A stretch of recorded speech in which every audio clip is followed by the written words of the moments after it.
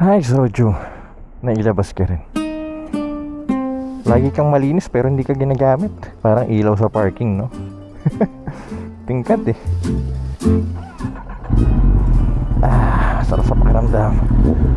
Okay naman tong panahon. Tara, silip tayo ng mga adventure bike. Ayan.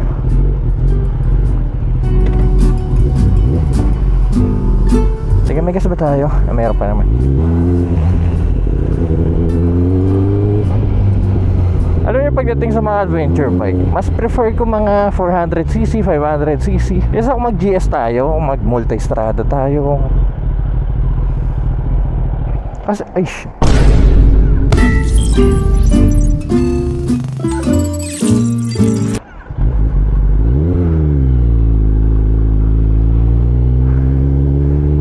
Kasi para sa second bike, kailangan ko na naka-dual sport tire.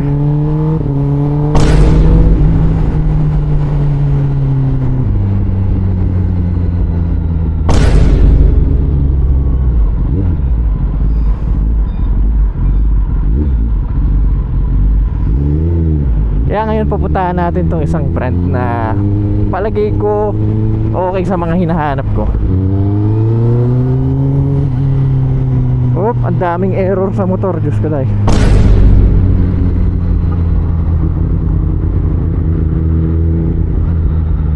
Lahat nag-error, oh my god.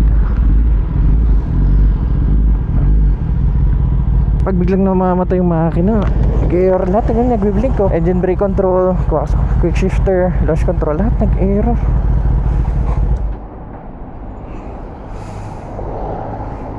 Kapag binuksan, uy,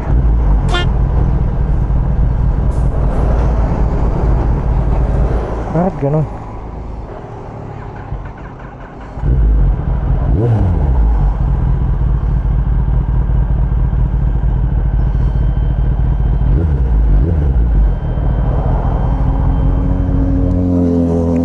Sinususian ko lang, hindi ko binababa yung switch pero umaandar yung makina. What the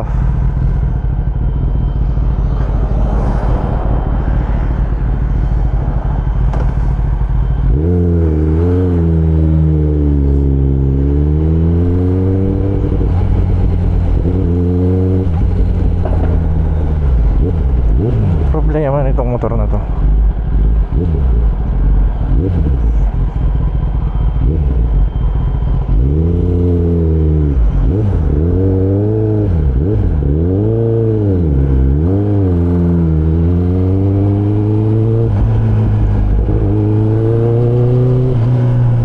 Bakit ganun? Biglang nagloko.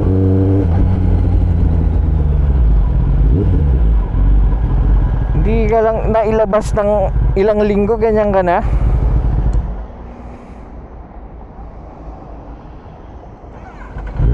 Anak ng ang motor ka, oh.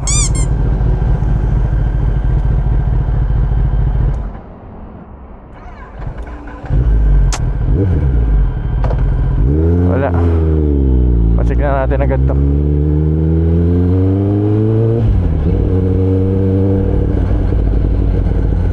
Pati ABS ko nag-error. Bira.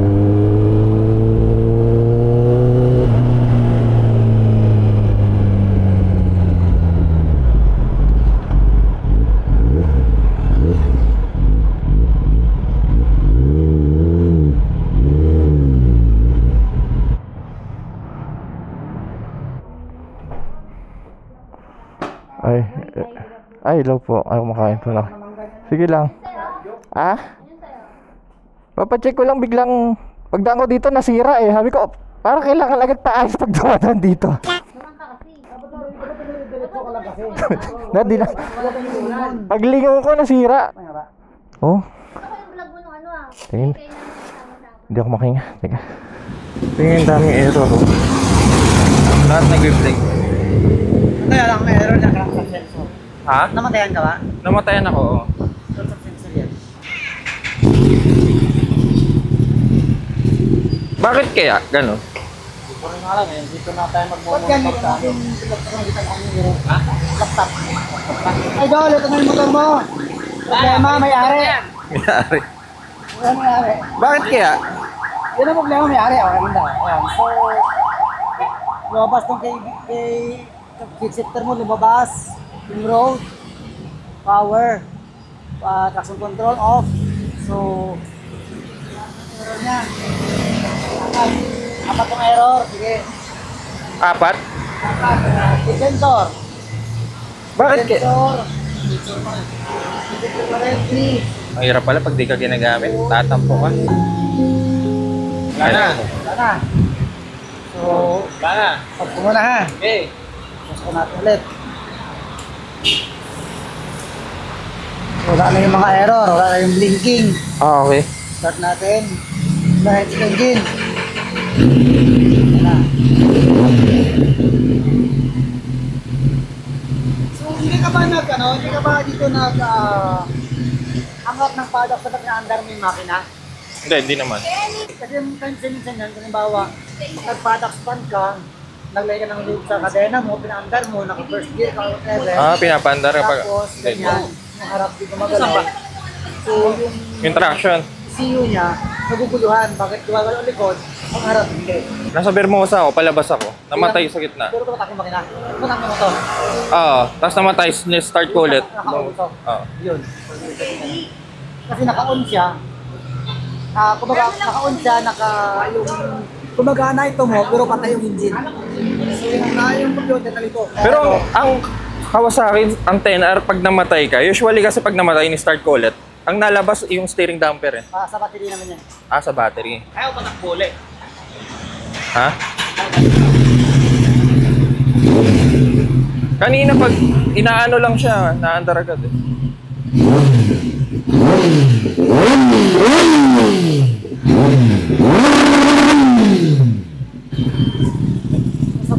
Sabay yung starter motor mo. Starter relay, kailan pa rin. Ay, gano'n? Starter motor mo eh. Yung sipol, diba? Kaya nga, may sinisipol kanina. Starter relay, sabay. Usong maandar.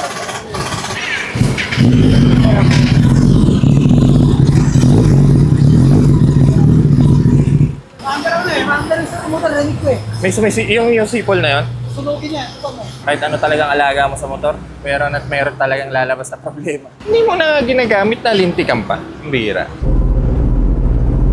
Ay nako, Soju. Bago na to oh. Ngayon ko lang nakita to.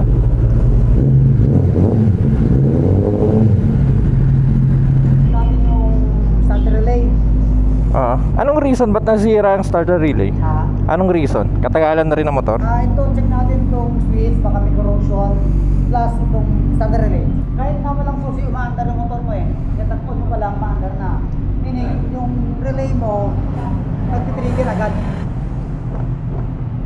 Ito yung ating titingnan kung may corrosion o kailangan palitan. Kasi yung starter motor mo, sumasabay sa andar ng motor, ng makina. Kumbaga, kahit hindi ka mag-start ng button, pusa siya kumaandar. Ayun nga eh, susiyan ko lang kanina. Pusa ka andar agad. So meaning grounded itong Starter relay. Starter relay mo, relay. Grounded? So kinulang ka mo, hindi nasunog yung starter motor mo. Kung tumagal na umaandar yung starter motor habang umaandar yung motor ng makina, Kung mahaba-haba ang biyahe ko, no? sunugin yung starter motor mo. Napakamal ang starter motor, 33,000. 33? Oo. Wow. Kung para sa dito, magkano ko, 32,000. Grounded na. Yung problema. Ayan. Kasi ito halimbawa, ito ay short. Parang may itong style yan eh. Grabe, ground ako dito na. Ang ano niyan, parang na ito. Di ba ba, naka-on to? Yan, naka-on siya. Oh. Naka-like power. Wala akong masisi mo.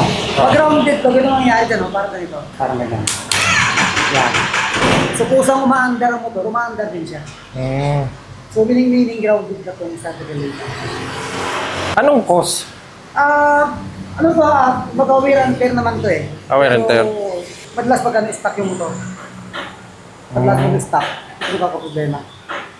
Kaya namamatay yung makina mo kanina kasi nga yung power ng motor, kinakaya ng starter kapag umaandar. So namatay ka na ng makina. Hirap pag may ganito kayong motor tapos hindi nyo ginagamit masyado. Pero kasi nag-uulan lately so hindi natin siya nailalabas. Actually hindi ko na rin siya nai-start masyado. Kung ano masyado tayong busy kamakailan. Teresa, thank you. Naku po, bigla namang umulan. Parang ayaw magpa-ride ngayong araw ah. Ha? Meron. Nandito ata bro, sorry, naka-gloves ako eh. Andyan, sige. Hindi ko na makuha eh. Thank you. Lagyan natin sa rain mode. Yan, okay na. Ay, naku talaga oh. Soju naman oh. Gusto lang na makitang ilabas ngayong araw. Bagong starter relay na ito ni Soju. 3.7 agad. Pinalala mo pa galing Pasig. Magkano rin? 300 something. So mga 4,000. Tapos delete ng error. Sabihin natin 500. Na 4.5 tayo ngayong araw. Gusto ko lang naman mag-ikot. Ay nako. Check nga natin ulit.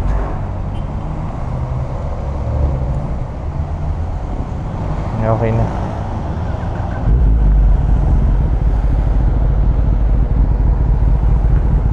Kanina kahit sasian mo lang nag-i-start eh.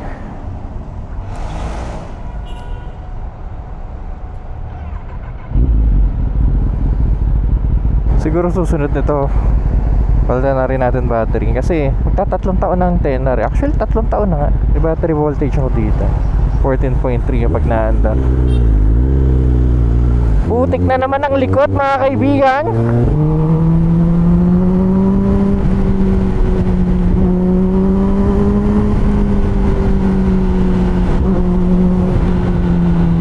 Kita ko yung talsik ng putik sa likod.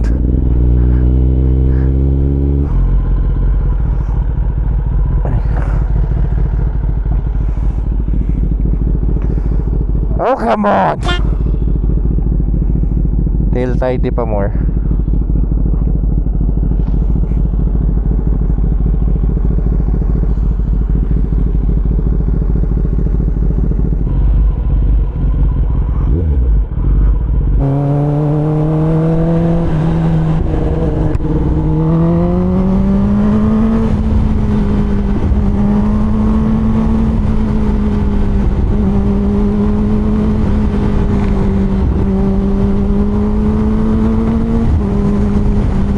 Okay na naman, wala nang nalabas na error.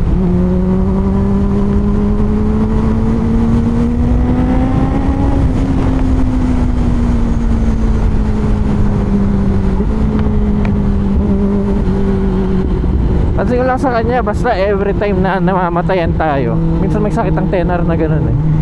Then kapag i-start nyo siya ulit, nalabas yung error na ESD, yung steering damper. Yun yung usually error na lumalabas dito sa 10R.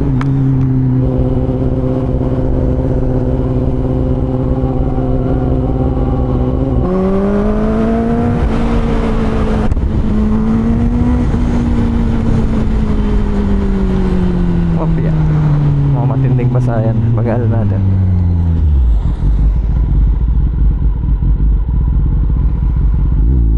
Ito ko lang muna dito sa gilid. Oh man, gulong natin okay pa ba? Gawin natin 50%. Mukhang kailangan pa ng isang race track bago pa maupod. Saan ka na naman galing? Gala ka ng gala, nag-uulan na. Pares tayo. Akasya. Saan yun? Hotel. Dito na. Sa Alabang? Alabang.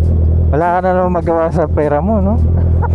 Maghanap talaga ako ng papatay oras. Ikaw nga, lumalabas ka pa. Umuulan din eh.